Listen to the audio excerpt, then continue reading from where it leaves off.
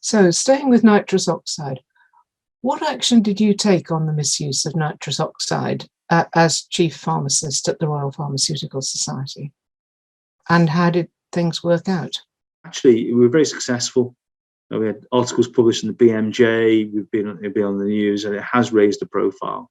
I mean, it was a little bit ironic that one of the changing points, what kind of triggered more debate, was the environmental issue, because councils were getting really fed up and seeing all these canisters everywhere. And so that kind of drove it, and some Labour MPs and government MPs also said, yeah, let's stop this, because actually there's a cost associated with cleaning up after individuals. It wasn't cheap to do so. But actually the impact on young children or young people, I think, was quite marked, because it is heavily abused. Now, a useful end to this conversation is, I have a bottle of Coke in my hand, as you can see. Unfortunately, recently, I have just found large canisters of nitrous oxide, bigger than this bottle of Coke, lying on the streets in London and in Manchester. What's happened is it's now jumped a level in terms of abuse. That's what I call the industrial scale.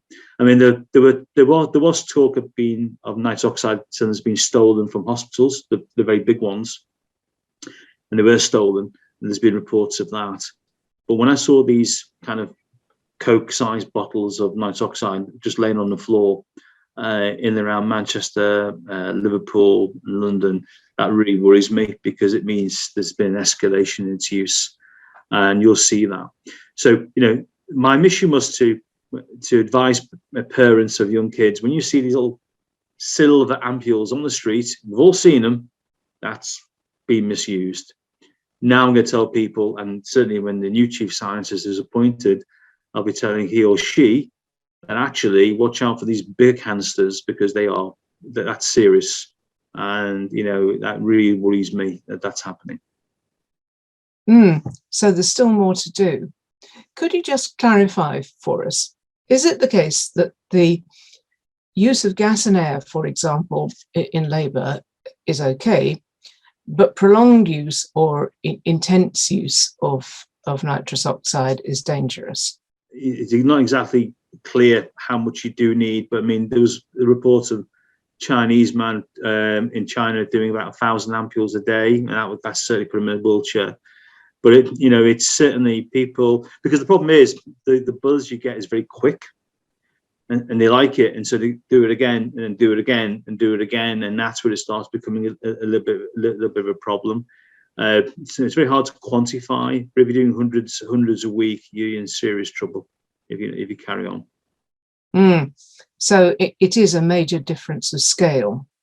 What is the legal status of nitrous oxide? Can anybody buy it?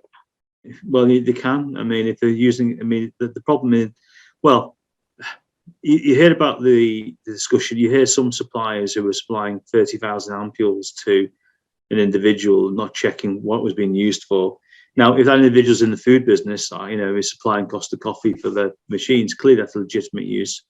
But at the moment, the requirement is to check if they're over 18, some kind of proof of ID. But it's not what I call substantial. We were looking for proper checks, proper photo ID, and restricted access unless they could actually prove a legitimate industrial use. That's what we were pushing for. We thought there were very simple things you can do. I think it's got better than it has been, to be fair. But to me, you can still go and buy them, and I think that's wrong.